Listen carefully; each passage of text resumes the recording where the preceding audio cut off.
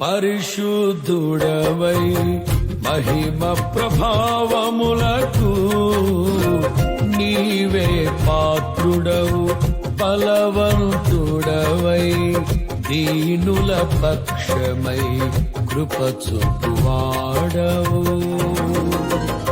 దయాళుడవై ధారాళముగా నన్ను దీవించిన శ్రీమంతుడా, ఆరాధన నీకే నా యేసయ్యా, స్తుతి ఆరాధన నీకే నా యేసయ్యా.